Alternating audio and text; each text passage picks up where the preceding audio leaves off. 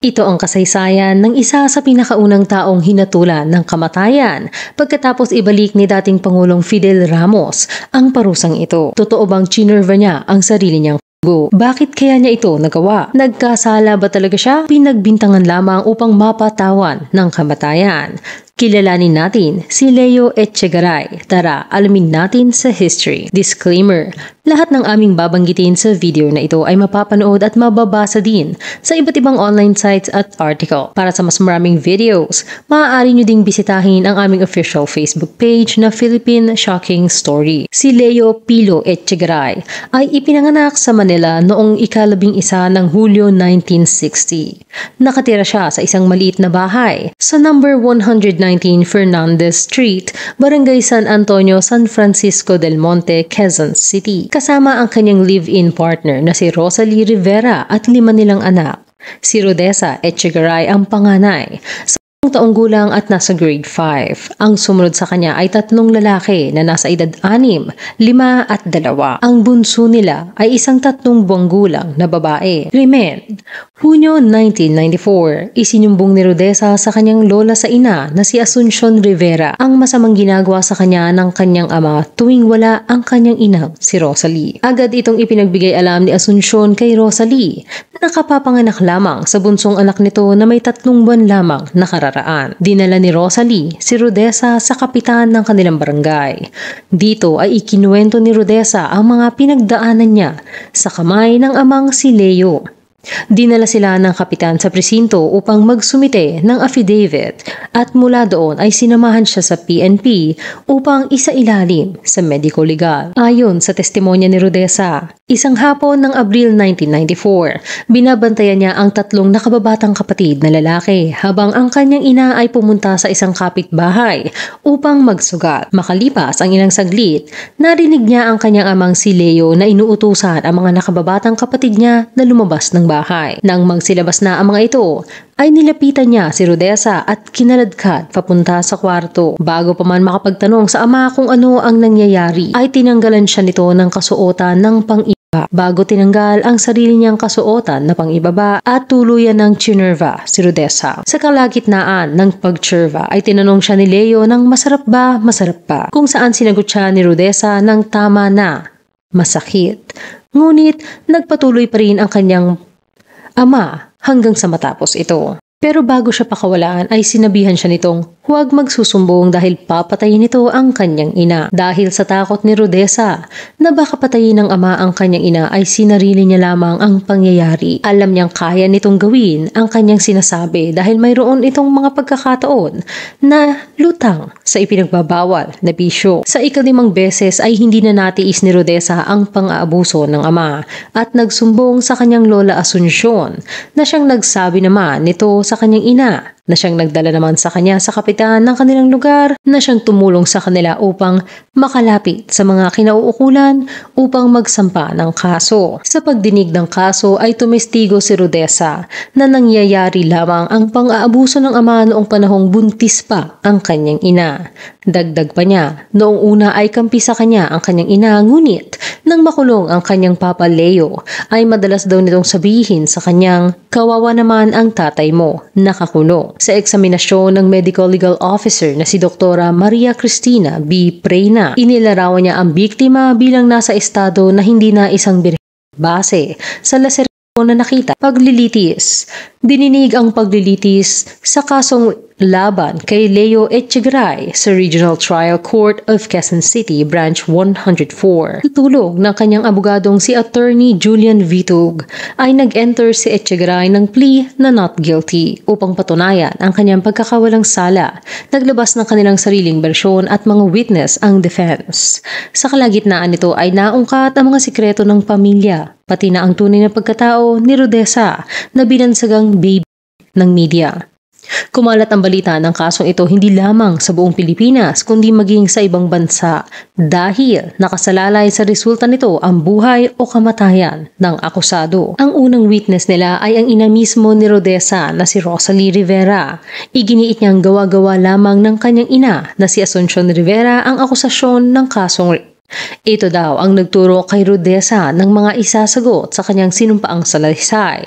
At ang tanging motibo nito upang sampahan si Leo ng kaso ay ang kasikiman para sa isang lote na matatagpuan sa Madrigal Estate NHA project sa Barangay San Antonio, San Francisco del Monte, Quezon City. Ipinakita ng depensa ang isang sertipikasyon na inisyu ng NHA na may tag number 87-0393 na batay sa master list ay pagmamayari ni Conrado Alfonso at Leo Echegaray. Ibinigay ito ng karelasyon ng kanyang ama na si Conrado Alfonso sa akusado upang hikayatin ito na umamin na gumawa si Rudeza ng affidavit of desistance matapos malaman na ang reklamo niyang attempted homie ay napalitan ng dahil sa pamimilit ng kanyang ina. Nang malaman daw ng kanyang ina ang tungkol sa affidavit of desistance, ay inilagay nito ang kanyang apo sa kustodiya ng barangay captain. Sinabi niya rin na ang kanyang ina ay hindi niya kinikilala bilang tunay niyang ina. Ayon kay Rosalie, ang orihinal niyang reklamo ay attempted homie dahil binuhusan siya ni Leo ng alcohol at sinubukang silaban. Inamin din ni Rosalie na ang tunay na ama ni Rudeza ay ang karelasyon ng kanyang ina na si Conrado Alfonso. Aniya, isinuko ni Conrado kay Leo ang kanyang karapatan sa lote, kapalit ng pag-amin ni Leo na siya ang ama ni Rudeza upang maitago sa kanyang legal na asawa ang nangyari sa kanila ni Rosalie. Ang ikalawang testigo ay si Leo Echegaray mismo. Sinabi niyang ang lola ni Rudeza ay mayroong matibay na motibo upang sampahan siya ng kasong dahil sa kagustuhan nitong maging nag-iisang may-ari ng lote sa Madrigal Estate NHA project na iginawad sa kanya ng live-in partner nitong si Conrado. Hindi niya daw magagawa ang ipinararatang na krimen sa kanya dahil itinuturing niyang tunay na anak si Rudeza. Pinakain niya ito, pinihisan at pinag-aral at ni minsan ay hindi daw sumagi sa kanyang isipan na gawin ito. Iginigiit niyang hindi niya ito magagawa dahil sa laki ng kanyang at sa liit ng kay Rudeza ay mawawara ito. Sinabi niyang sa araw ng krimen ay imposibleng magawa niya ito dahil kasalukuyan siyang nagtatrabaho bilang isang pintor sa bahay ng isang Divina Ang na nakatira sa Barangay Vitales, Parañaque, Metro Manila. Tumatagal daw ng 3 oras ang biyahe niya pabalik, depende pa sa kondisyon ng traffic. Ipiniresenta din nila ang kontrata ni Leo sa pagpipinta. Dati na daw siyang kinasuhan ng kanyang biyenan sa pagtutulak ng ipinagbabawal na bisyo, pero umamin lamang siya ng guilty sa mas mababang pagkakasala na paggamit nito. Nang ipag-utos ng judge na makonfine siya sa Bicutan Rehabilitation Center, ay nagalit daw ang kanyang biyenan dahil ang nais nito ay maparusahan siya ng kamatayan. Ang ikatlong witness na ipiniresenta ng depensa ay si Mrs. Fonzalan. Nagtatrabaho siya bilang part-time na labandera at babysitter para sa mga Echegaray. Sinabi niyang minsan ay nakita niya si Rudeza na nagbabasa ng malalaswang libro at diaryong Bulgar na kilalang naglalaman ng mga pahinang mayroong malalaswang imahe at kwento. Isang beses habang siya ay nagsasampay sa bakanteng lote, ay nakita niya si Rudeza na kinakalikot ang nagtagal ito ng ilang minuto. Ang ikaapat at huling witness na inilabas ng depensa ay ang ina ni Leo na si Silvestra Echegaray. Sinigundahan niya ang testimonya ni Mrs. Fonzalan. Ayon sa kanya, ay may pagka-flirt si Rudeza. Mahilig itong sumama sa mga kaibigan na may masamang reputasyon. Maging siya ay nakita din daw ang pangangalikot ni Rudeza habang nasa isang kwarto sa kanyang bahay. Napagalitan din daw niya ito nang makitang nanonood ng ex na pelikula. Sa huli ay pinaboran ang kampo ng prosekusyon. Hinatulan ng judge ng Regional Trial Court of Quezon City Branch 104 si Leo Echegaray ng guilty beyond reasonable doubt at sinentensyahan na magdusa ng parusang kamatayan noong ika-25 ng Hunyo 1996. Ika-9 ng Hulyo 1996, naghain ng apela ang kampo ni Leo Echegaray sa Supreme Court upang mabawi ang hatol ng hukuman dahil sa ilang mga pagkakamali nito. Number 1, nabigo ang korte na siliping maigi ang anggulo ng masamang motibo ng lola ni Rudeza. 12 na si Rudeza nang isa lang sa cross-examination. Ginamit at hinimay ng depensa ang mga testimonya ng biktima at ng kanyang lola upang mawalan ito ng kredibilidad. Kinwestiyon ni Attorney Vitug ang paiba-ibang salaysay ni Rodessa at ng kanyang lola Asuncion. Una, sa unang testimonya daw ni Rodessa ay wala nang suot ang kanyang ama nang kaladkarin siya nito sa kwarto. Ngunit, sa sumunod niyang testimonya ay may suot pa itong shorts. Ikalawa, sa una niyang testimonya ay sinabi daw ni Leo sa kanya ang masarap ba habang ginagawa nito ang kasalanan. Ngunit sa sumunod niyang testimonya ay sinabi daw ni Leo ang masarap, tapos na, pagkatapos nitong gawin ang kasalanan. Ikatlo ay ang sinumpaang salaysay ng lola ni Rodessa. Ayon sa kanyang salaysay, si Leo ang pumunta sa kanya upang ipaalam ang nagawang krimen sa kanyang apo. Ngunit ang kanyang testimonya sa korte, sinabi ni Asuncion na siya ang nagpapunta kay Leo sa kanilang bahay dahil mayroon itong sasabihing sikreto. Sa huli ay pinanigan pa rin ng korte ang biktima at ang mga kaunting hindi pagkakapareho ay inaasahan na dahil sa murang edad ni Rodessa. At isa itong patunay na hindi ini-rehearse ang salaysay ng biktima. Hindi ito makakabawas sa kredibilidad ng salaysay hanggat ang kabuuan nito ay magkakaugnay at tunay na kapanipaniwala. Hindi inaasahan sa biktima na maalala ang bawat detalye ng insidente sa perpektong paraan. Walang babae, lalo na ang nasa murang edad, ang makakagawa ng ganoong klase ng kwento. Papayag na maeksamina ang kanyang ibaba at ilantad ang sarili sa pampublikong paglilitis kung hindi niya ninanais na mahuli ang salarin at maparusahan. Hindi din naniniwala ang korte na gagamit ng ganoong klaseng paraan ang isang lola sa kanyang apo para lamang sa inaasam nitong lote. Number 2. Hindi pinansin ng korte ang mga gumaling sa ibaba ng nagrereklamo sa bandang 3 at 7 o'clock ay maaaring hindi galing sa pambubuo ng akusado. Matatanda ang mayroon silang dalawang witness na nagsabing ang pangangalikot ni Rodessa base sa testimonya ni Dr. Prena, ang medical legal officer na nag-eksamina kay Rodessa. Ang gumaling ng sa bandang 3 at 7 o'clock na bahagi ay consistent sa petsa na sinabi ng biktima na naganap ang krimen ng Abril 1994. Number 3. Binaliwala ng judge ang alibi ng akusado na siya ay nasa Parañaque ng mga panahong sinasabing naganap ang krimen. Ang kontrata na ipinresenta ng depensa ay hindi sapat na ebidensya upang suportahan ang kanyang alibi na siya ay nasa Parañaque, lalo na at walang ibang witness na makapagpapatunay nito. Lumabas na mas mahina ang kanyang alibi kaysa sa positibong pagturo sa kanya ni Rodessa bilang salarin sa krimen. Sa huli ay pinabura ng Supreme Court ang naging hatol ng Regional Trial Court ng Quezon City Branch 104 na kaharapin ni Leo ang parusang kamatayan. Ika-6 ng Agosto 1996, binitawan ng depensa ang serbisyo ni Attorney Vitug pero pinanatili ang serbisyo ng Anti-Penalty Task Force of the Free Legal Assistance Group of the Philippines o FLAG.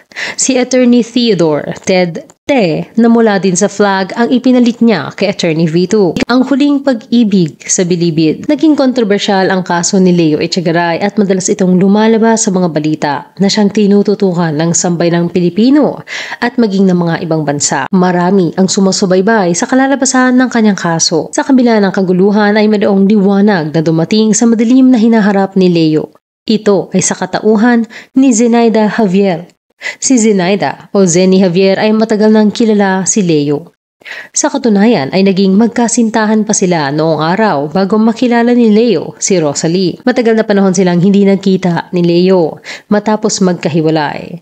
Hanggang sa makita ni Zenaida sa balita ang patungkol sa kaso ni Leo. Nakaramdam si Zenaida ng kirot sa kanyang puso na siyang nagtulak sa kanya na dalawin ito sa bilangguan. Agad niyang tinanong si Leo kung totoo ba ang ipinararatang sa kanya. Sinagot naman daw siya ni Leo ng, alam mo, yung pinaratang nila sa akin. Kahit minsan di ko ginawa. At nang usisain niya kung bakit nagkaroon siya ng ganoong kaso, ay ipinaliwanag ni Leo na hindi daw talaga ang kaso sa kanya. Ang orihinal na kaso sa kanya ay attempted homicide. Dulot daw ito ng sobrang galit niya kay Rosalie dahil sa palagi nitong panlalalaki. Palagi din niyang pinatatawad si Rosalie dahil gusto niyang manatiling buo ang kanilang pamilya. Kasama rin din daw ang galit ng kanyang biyenan sa kanya dahil sa sinasabing lote. Noong 1981 unang nagkakilala sina Leo at Zenaida nang tumira siya sa Fernandez Street, Barangay San Antonio, Prisco, Quezon City. Naging magkasintahan sila taong 1982 na tumagal din ng ilang taon. Naghiwalay sila nang dumating sa buhay ni Leo si Rosalie. Nawalan sila ng komunikasyon. Laking gulat na lamang ni Zenaida nang makita sa telebisyon na si Leo ang lalaking hinatulan ng kamatayan. Ang unang pagkikita nila sa bilibid ay nasundan pa ng madalas na pagdalaw ni Zenaida kay Leo. Muling sumiklab ang pagmamahalan sa pagitan ng dalawa at pagdating ng ika-23 ng Disyembre 1998 ay nagpakasal ang dalawa sa kabila ng kaliwat kanang pambabatikos. Ayon sa iba, ay binayaran siya ng pamilya Echegaray upang makakuha ng simpatya sa mga tao. Ang iba naman ay sinasabing habol niya ang kikitain sa gagawing pelikula ng buhay ni Leo Echegaray. Itinanggi niya ito at sinabing hindi mababayaran ng anumang halaga ang ibinibigay nilang pagmamahalan sa isa't isa. Aniya, ang katwiran ko naman, sa mata ng Diyos, alam kong hindi kasalanan yung nagpakasal ka at hindi rin kasalanan ang magmahal ka. Sa kabila ng alam ko si Leo may hatol ng kamatayan. Tinanggap ko pa rin na magpakasal kami kahit na ang mga tao pinupukol ako ng masasakit na salita. Ayon sa mga report ay mayroon ding sariling asawa at anak si Zenaida. Ngunit hindi siya nagkomento dito. Natural lamang daw sa isang tao na mayroon itong nakaraan at ganoon lamang din siya. Love ang tawagan ng dalawa. Hindi nila pinag-uusapan ang hatol kay Leo. Parati nilang pinag-uusapan ang hinaharap. Kwento ni Zenaida, lagi naming pinag-uusapan liwanag ng buhay niya. Love, mabubuhay pa ako. Lagi niyang sinasabi yon. Di pa ako mamamatay, magsasama pa tayo ng matagal. Bilin ni Leo sa kanya, love, maging matatag ka. Opinyon ng sambayanan. Marami ang nais na matuloy ang hatol ng kamatayan kay Leo Echegaray na naniniwalang siya ang tunay na may sala. Kasama na ang kasalukuyang Pangulo noong taong iyon na si dating Pangulong Joseph Erap Ejercito Estrada. Pero para sa mga nakakakilala sa kanya at mga kapitbahay niya sa Barangay San Antonio, Quezon City, marami sa kanila ang hindi naniniwalang magagawa ni Leo ang krimen na ibinibintang sa kanya. Ang iba naman ay nananawagan pa kay Pangulong Erap na bigyan ng ikalawang pagkakataon si Leo na kagaya nila ay isa ding tao na kayang magbago. Marami daw na mayaman ang gumagawa ng mas malalang krimen, ngunit hindi nahahatulan ng gaya ng kay Leo. Ayon sa isang kapitbahay, hinala nila ay na-frame up lamang si Leo tuwing malalasing daw ang isang kapatid ni Rosalie, tiyuhin ni Rodessa, ay nagsasabi daw ito ng pasensya na kayo. Walang katotohanan ang ginawa. Makokonsensya din ang magulang ko at kapatid ko dahil sa ginawang ito. Ngunit takot daw ang mga testigo na lumabas dahil pinagbabantaan ang mga ito na kung sino man daw ang magsalita. Maya-maya lamang ay makatatanggap ng mensahe na may nagbabantay na sa kanila. Marami ang takot na lumabas at isiwalat ang nalalaman nila. Para sa kanila ay biktima lamang si Leo dahil ang tunay na kay Rodessa ay ang kanyang tiyuhin sa ina. Ang iba naman ay nagsasabing nasulsulan lamang ng kapitan ng kanilang barangay na si Martin Dino ang biktima, kaya nito itinuro ang amang si Leo. Si Martin Dino ay siyang nagsilbi bilang barangay captain sa San Antonio, Quezon City sa loob ng mahabang panahon. Umabot ito ng 13 taon at naging placeholder pa siya para kay dating Mayor Rodrigo Duterte para sa pagkapangulo noong 2016 national elections. Araw ng hatol, tanghali ng ika-5 ng Pebrero 1999, Biyernes, sinabihan si Leo ng naging desisyon ng korte. 3 oras bago siya patayin sa pamamagitan ng nakamamatay na ineksyon. Ang kanyang huling pagkain ay hipon, bulalo at inihaw na isda. Nanigarilyo din siya ng ilang piraso at sumulat ng ilang liham para sa kanyang mga minamahal. Ang huling mensahe naman ni Leo para sa kanyang asawa ng mahigit 1 buwan pa lamang na si Zenaida ay inilabas sa radyo pagkatapos ng huli niyang pagbisita ng Huwebes. Aniya, alam mo love, hindi ako nangangako sa iyo pero lahat ng magagawa ko na para sa kinabukasan natin, gagawin ko lahat para sa ikagaganda ng buhay natin. Sana love, huwag kang magbago para sa akin dahil marami tayong problema. pero malalampasan din natin ito. Sana makasama kita habang buhay. Basta pakatandaan mo, mahal na mahal kita. Nakasuot ng orange na uniforme ng preso ay ineskorta na si Leo ng mga gwardya palabas ng kanyang selda. Hawak ng mga gwardya ang kanyang mga braso habang nakaposas ang kanyang mga kamay. Sa kanyang tabi ay mayroong isang pare. Sa leeg niya ay mayroong rosaryo at hawak niya ang isang kulay maroon na Biblia. Sa labas ng pinto ng bilangguan ay gumawa ng barikada ang mga gwardya. Sa kanilang likuran ay napakaraming mga media personnels kasama na ang galing sa ibang bansa. Ang kumukuha ng larawan at video ni Leo habang ine-escortan ito papunta sa sasakyan na magdadala sa kanya papunta sa silid kung saan gagawin ang parusa sa kanya. 27 na witness ang pinayagang makapasok sa loob. Naroon ang kanyang mga kamag-anak, asawang si Zenaida, Senator Renato Cayetano, Justice Secretary Serafin Cuevas, iba pang opisyal ng gobyerno at 11 media representatives. Ayon sa isang reporter na nakawitness ng pagpataw ng parusa kay Leo, akala niya ay magiging marahas ang mangyayari gaya ng nakikita sa telebisyon na kinukumbulsyon pa ang suspect at bubula ang bibig. Pero aniya, pumikit lamang si Leo na parang natutulog. Wala daw takot o pagsisisi sa mukha nito. Tanging kalungkutan lamang. 3:01 p.m. pumikit si Leo. 3:03 ay narinig pa nila itong humilik. Makalipas ang ilang minuto ay gumalaw ang kaliwang paa nito. 3:06 ay tumigil ang paggalaw ng dibdib nito na siyang inobserbahan ng mga opisyal ng bilangguan hanggang 3:19. Kung saan inanunsyo na ng doktor sa bilangguan na wala na siyang buhay. Ang huling pahayag umano ni Leo bago isagawa ang parusa ay, "Sambayanang Pilipino, patawarin ako sa kasalanang ipinaratang ninyo sa akin. Pilipino, pinatay ang kapwa Pilipino." Makalipas ang ilang taon, ay nagpaunlak ng interview si Rudeza. Pinili niya pa rin huwag ipakita ang kanyang muka upang maiwasan ang pang-iintriga sa kanya sa mga pampublikong lugar. Siya ay 15 taong gulang na at nag-aaral ng first year high school. Pangarap niyang maging abogado upang matulungan ang mga kagaya niyang mahirap, mabigyan din ng serbisyo ng isang abogado. Napatawad na daw niya ang kanyang ama sa ginawa nito at nang tanungin kung ano ang ipinagdarasal niya, sinabi ni Rudeza na mas madalas siyang nagpapasalamat sa kalakasan at sa mga taong sumusuporta sa kanya. Ipinagdarasal din daw niya ang mga taong hindi naiintindihan ang nararamdaman ng mga biktima. Hanggang dito na lang. Kayo, anong masasabi niyo sa kasaysayan ni Leo Echegaray? I-comment lamang ang inyong opinion sa ibaba. Salamat sa pakikinig. Huwag kalimutang mag-subscribe sa aming channel at i-click na rin ang notification bell.